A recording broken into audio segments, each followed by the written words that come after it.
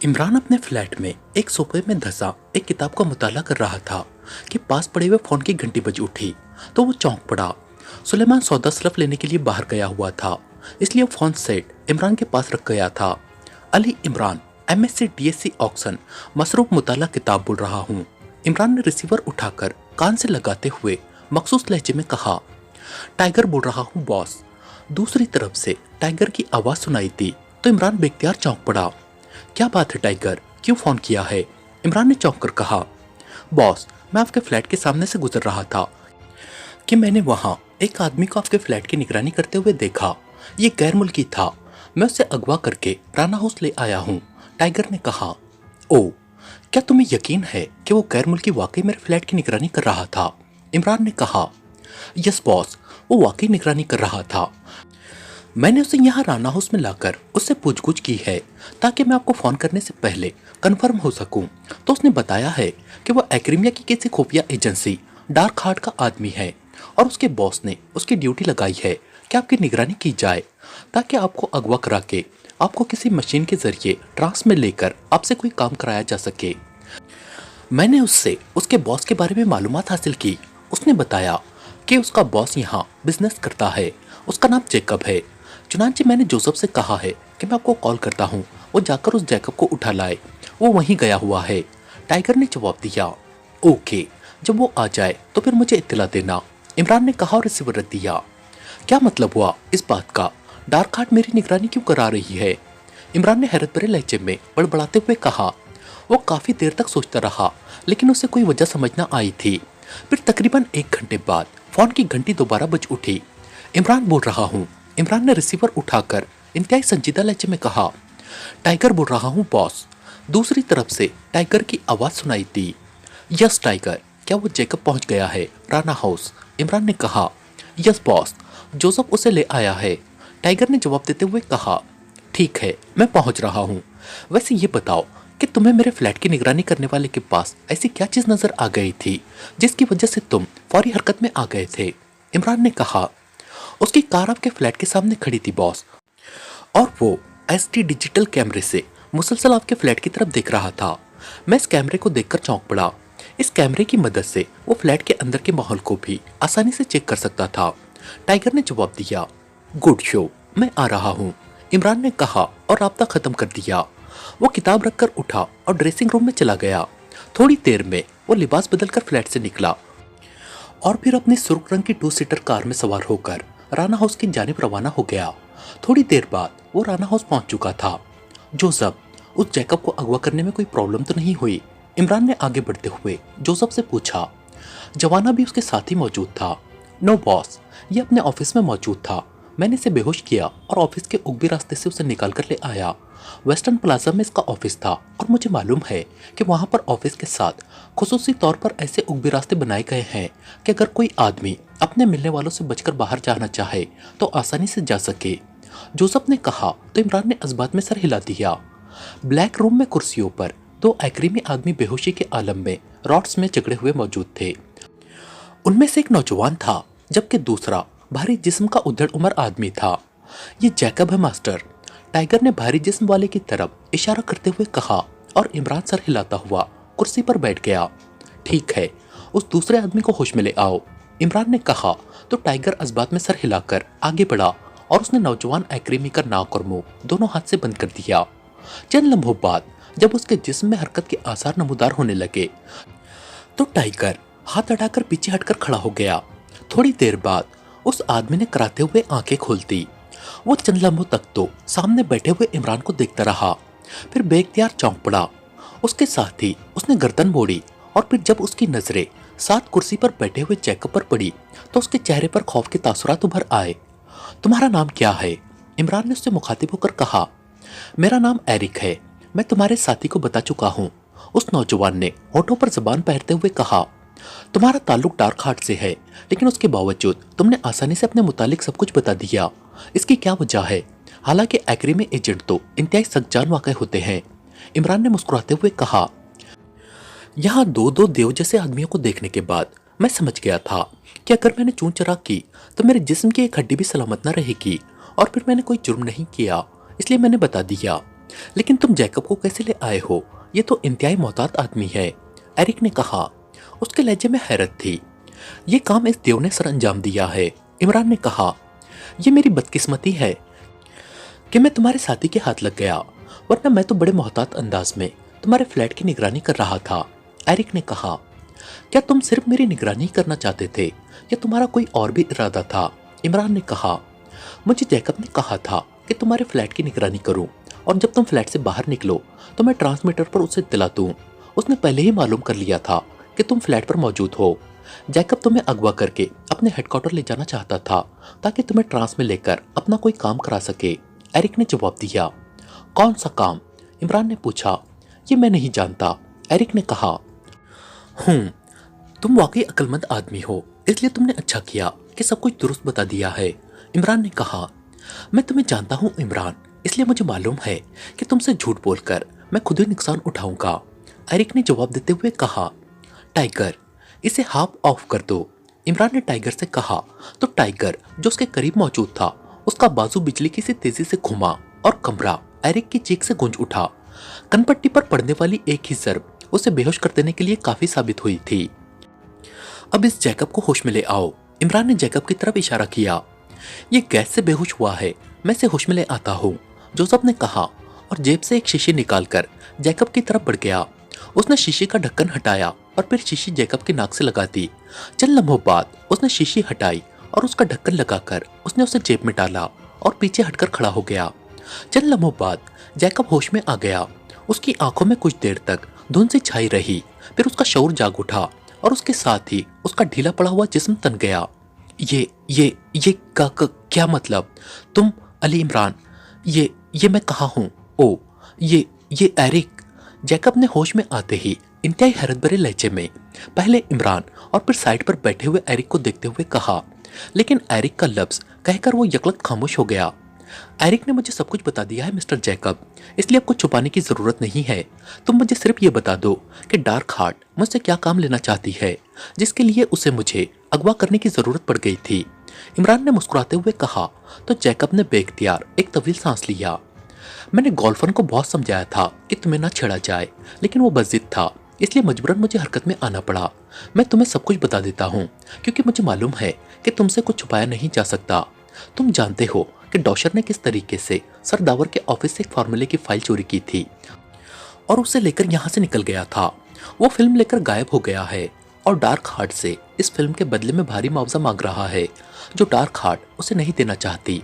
इसलिए डॉशर से कहा गया है कि अगर वो फिल्म दे दे तो उसे मुआवजा मिल जाएगा, लेकिन डॉशर इस बात पर बज़िद है कि पहले उसके स्विस अकाउंट में 50 करोड़ डॉलर ट्रांसफर किए जाएंगे तो वो माइक्रोफिल्म देगा, जबकि डार्क हार्ट को खदशा है कि वो मुआवजा लेकर माइक्रोफिल्म न देगा या उसकी कॉपी बनाकर किसी और मुल्क को फरोख्त कर देगा।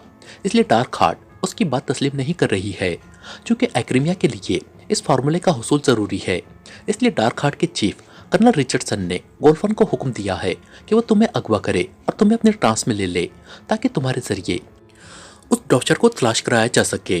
गोल्फन को यकीन था कि डॉशर को तुम्हारे सिवा कोई तलाश नहीं कर सकता है, इसलिए ये काम गोल्फन ने मुझे सौंपा था और मैं चूंकि डार्क हार्ट का अदना सा वर्कर हूँ, इसलिए उनके अहकामात पर अमल करना मेरी जिम्मेदारी भी है और मजबूरी भी, जैकब ने तफसील बताते हुए कहा।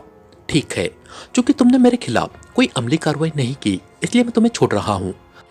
अपने चीफ का क्या नाम बताया था तुमने? गोल्फन। उसे खुद ही समझा देना कि मैं उसकी किसी भी सूरत में कोई मदद नहीं कर सकता। डॉशर को अगर मैंने तलाश करने का काम किया तो ये मैं अपने मुल्क के मफाद के लिए ही करूंगा और उसे तलाश करके उससे हर सूरत में वो माइक्रोफिल्म हासिल करूंगा।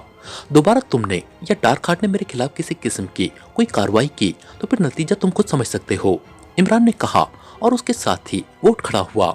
ओ ठीक है, मैं चीफ से दरख्वास्त करूंगा कि वो तुम्हें ना छेड़े और अपने तौर पर डॉशर की तलाश जारी रखे। अब ये उनकी किस्मत कि माइक्रोफिल्म उन्हें मिलती है या तुम्हें, जैकब ने एक तवील सांस लेते हुए कहा। टाइगर, जैकब को हाफ ऑफ कर दो और फिर इन दोनों को यहाँ से उठाकर बाहर किसी जगह छोड़ आओ, इमरान ने कहा और तेजी से वापस मुड़ गया। राना हाउस से निकलकर वो दानिश मंजिल की तरफ रवाना हो गया और फिर थोड़ी देर बाद वो दानिश मंजिल के ऑपरेशन रूम में मौजूद था। ये डार्क हार्ट तो हाथ धोकर उस फार्मूले के पीछे पड़ गई है इमरान साहब, ब्लैक जीरो ने कहा। हाँ, ये डॉशर वाकई मामा बन गया है, न जाने कहाँ जा छुपा है उसे तलाश करना अब जरूरी हो गया है। उसे किसी हाल में डार्क हार्ट एजेंसी के हाथ नहीं लगना चाहिए। इमरान ने होंठ बींचकर कहा और फिर उसने सामने पड़े हुए फोन का रिसीवर उठाया और तेजी से नंबर प्रेस करने लगा। वो टार्सन से राब्ता कर रहा था। Yes Prince. राब्ता कायम होते ही टार्सन ने कहा, कुछ पता चला उस डॉशर का? इमरान ने कहा, यस प्रिंस, उसके एक दोस्त का पता चला है। उसका नाम रॉड्रिक है। किसी जमाने में वो दोनों एक साथ काम किया करते थे, लेकिन फिर वो अलग अलग हो गए।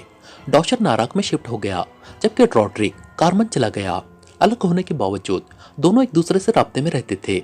उनका ये राब्ता सैटेलाइट फोन से होता था, ताकि किसी को इस बात का इल्म न हो सके।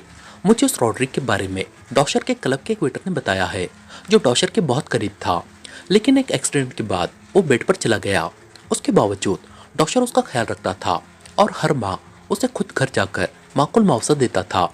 रॉड्रिक ज्यादातर उसी वेटर, जिसका नाम डार्मन है, को फोन करके बताता था कि उसे डॉशर से बात करनी है। तो डार्मन डॉशर को वहां बुलाता और वो उसी के घर के लैंडलाइन से रॉड्रिक को कॉल करता था या उसकी कॉल वसूल करता था। मेरे एक आदमी का भी डॉर्मन दोस्त है। मेरा ये आदमी भी उसकी मदद करता है, इसलिए उसने ही रॉड्रिक का क्लू दिया है। टार्सन ने जवाब देते हुए कहा, तो तुम ये कहना चाहते हो कि ये रॉड्रिक जानता होगा कि डॉशर कहाँ छुपा हुआ है? इमरान ने कहा, जी हाँ, ये भी हो सकता है कि डॉशर को छुपने में उसे रॉड्रिक ने ही मदद की हो, क्योंकि कारमन में वो एक बहुत बड़ा गैंगस्टर है और उसका नेटवर्क आधी दुनिया में फैला हुआ है। टार्सन ने जवाब दिया। कहाँ मिलेगा ये रॉड्रिक? इमरान ने पूछा। उसके बारे में मालूमात मिली है कि वो कारमन के शहर जास्का में रहता है। वहाँ उसका एक क्लब है। क्लब का नाम रॉड्रिक क्लब ही है। वो ज्यादातर वहीं होता है। टार्सन ने जवाब दिया। तुमने अच्छा क्लू तलाश कराया है। Good show. उम्मीद है इससे सही मालूमात मिल जाएंगी। इमरान ने मुस्कुराते हुए कहा। इस तारीफ का शुक्रिया, टार्सन ने कहा। इमरान ने उससे चंद मजीद बातें की और फिर उसने रिसीवर रख दिया। इसका मतलब है कि अगर रॉड्रिक को टटोला जाए तो उससे डॉशर का पता मालूम किया जा सकता है। ब्लैक ज़ीरो ने कहा, हाँ, ये भी हो सकता है कि डॉशर उसके पास कारमन ही पहुंच गया हो। वो डार्क हार्ट एजेंसी से एक्रीमिया से ज्यादा कारमन में ही महफूज रह सकता है। इमरान ने कहा, तो क्या आप अब उस रॉड्रिक को चेक करेंगे? ब्लैक ज़ीरो ने पूछा। हाँ, इसके सिवा अब कोई चारा नहीं है। अगर वो डॉशर की मदद कर रहा है और डॉशर उसके पास छुपा हुआ है, तो वो जाहिर है फोन पर तो उसके बारे में कुछ बताएगा नहीं। उसे डॉशर का पता मालूम करने के लिए मुझे जास्का जाना पड़ेगा और अब ये रॉड्रिक ही बताएगा कि डॉशर कहाँ छुपा हुआ है। इमरान ने संजीदगी से कहा, तो ब्लैक ज़ीरो ने इस बात में सर हिला दिया। गोल्फन अपने ऑफिस में बैठा हुआ था कि उसके सेलफोन की घंटी बज उठी तो वो चौंक पड़ा। सेलफोन सामने मेज पर रखा हुआ था। उसने हाथ बढ़ाकर सेलफोन उठाया और फिर स्क्रीन पर डिस्प्ले देखने लगा। स्क्रीन पर एक नया नंबर डिस्प्ले हो रहा था। यस, गोल्फन बोल रहा हूँ। गोल्फन ने जवाब देते हुए कहा। रेमंड बोल रहा हूँ। दूसरी तरफ से एक मर्दाना आवाज सुनाई दी। यस, क्यों फोन किया है? गोल्फन ने पूछा। बॉस, डॉशर का पता चल गया है। दूसरी तरफ से रेमंड की आवाज सुनाई दी तो गोल्फन बेख्तियार उछल पड़ा। ओ, कहाँ है वो? कैसे पता चला उसका? गोल्फन ने तेज लहजे में पूछा। वो नारक में ही है बॉस, एक खुसूसी मेकअप में, जिसकी वजह से हम उसे तलाश नहीं कर सके थे। हमने उसके मेकअप में होने के पेश नजर जगह जगह MM1 कैमरे लगा दिए थे। खास तौर पर उन तमाम जगहों पर हमने खुफिया कैमरे लगाए थे जहां डॉशर का आना जाना ज्यादा होता था। MM1 कैमरे हर किस्म के मेकअप को चेक कर सकते हैं और असल चेहरा सामने ले आते हैं। हम रोजाना की बुनियाद पर इन कैमरों से नाराक की मॉनिटरिंग कर रहे थे। आज हमने जैसे ही होटलों और रेस्टोरेंट्स की चेकिंग शुरू की तो हमें होटल क्लाउड की लॉबी में एक आदमी दिखाई दिया। वो आदमी मेकअप में था और जब हमने उसे चेक किया तो खुसूसी कैमरे ने उसका असल चेहरा वाज़ेह कर दिया। वो डॉशर ही है बॉस, रेमंड ने कहा तो गोल्फन बेख्तियार चौंक पड़ा। क्या तुमको 100% यकीन है कि वो डॉशर ही है? गोल्फन ने पूछा। यस बॉस, उसका असल चेहरा हमारे सामने है। मैंने उसके बारे में मालूमात हासिल कर ली है। वो इसी होटल में ड्रॉसर के नाम से ठहरा हुआ है और वो अभी 2 रोज कबल ही अनगाना जजीरे से आया है। गोल्फन ने कहा। तुम कहाँ से कॉल कर रहे हो? गोल्फन ने पूछा।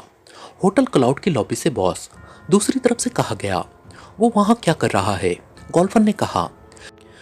मैंने डॉशर के एक करीबी दोस्त जोकिया से मालूमात हासिल की हैं बॉस। उसने भी यही बता दिया है कि यह डॉशर ही है जो अंगाना गया था और 2 रोज कबल वापस आया है।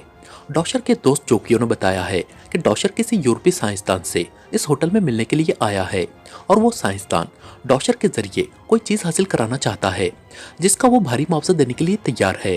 रेमंड ने जवाब दिया, ओ, तो क्या डॉशर वो फार्मूला उस यूरोपीय साइंसदान को फरोख्त करने का प्रोग्राम बना रहा है? गोल्फर ने चौंक कर कहा, मालूम तो यही हुआ है बॉस। रेमंड ने कहा, तो अब ये डॉशर गद्दारी पर उतर आया है, उसे इस गद्दारी का खमियाजा भुगतना पड़ेगा। गोल्फर ने गुर्राकर कहा, यस बॉस, अब क्या हुक्म है, उसे उठा लिया जाए? रेमंड ने पूछा। हाँ, एक लम्हे की भी देर नहीं होनी चाहिए। इस बार उसे किसी सूरत में तुम्हारे हाथों से बचकर नहीं निकलना चाहिए। वो डीलिंग करने आया है, इसका मतलब है कि फार्मूला उसके पास ही है। उसे उठाओ और फौरी तौर पर ब्लैक हाउस पहुंचा दो। उससे मैं खुद बात करूंगा और देखता हूं कि वो फार्मूला हमें कैसे नहीं देता है। गोल्फर ने कहा, यस बॉस। रेमंड ने जवाब दिया, तुम फौरी तौर पर अपने आदमियों को लेकर उस होटल को घेर लो और उसके फरार होने के तमाम रास्ते बंद कर दो, और जब वो यूरोपीय साइंसदान आए तो उसे गोली मारकर हलाक कर देना। गोल्फर ने कहा, ओके बॉस, आपके हुक्म की तामील होगी। रेमंड ने जवाब देते हुए कहा, गुड, काम होते ही मुझे रिपोर्ट करना, मैं फौरन ब्लैक हाउस पहुंच जाऊंगा। गोल्फर ने कहा और फिर उसे मजीद चंद हिदायत देने के बाद उसने रिसीवर रख दिया। मुझे चीफ को खुशखबरी दे देनी चाहिए, गोल्फर ने कहा, और उसने कर्नल रिचर्डसन को कॉल करने के लिए रिसीवर उठाया, लेकिन फिर कुछ सोचकर रिसीवर वापस क्रेडल पर रख दिया। नहीं, पहले ये डॉशर हाथ आ जाए और उससे मैं फार्मूला हासिल कर लूं, उसके बाद मैं फार्मूला लेकर ही चीफ के पास जाऊंगा। गोल्फर ने बड़बड़ाते हुए कहा। 1 घंटे बाद दोबारा फोन की घंटी बज उठी तो उसने चौंक कर हाथ बढ़ाया और फोन का रिसीवर उठा लिया। गोल्फर बोल रहा हूँ, गोल्फर ने कड़क लहजे में कहा। रेमंड बोल रहा हूँ बॉस। दूसरी तरफ से रेमंड की आवाज सुनाई दी। यस रेमंड, क्या रिपोर्ट है? गोल्फर ने पूछा। काम हो गया है बॉस, हमने होटल को घेर लिया था और फिर हम लॉबी में दाखिल हुए और डॉशर को घेर लिया। डॉशर ने भागने की कोशिश की लेकिन वो हमारे घेरे से न निकल सका। वो फौरन ही हमारी गिरफ्त में आ गया। मैंने एहतियातन उस पर डॉट फायर कर दिया था ताकि वो बेहोश हो जाए।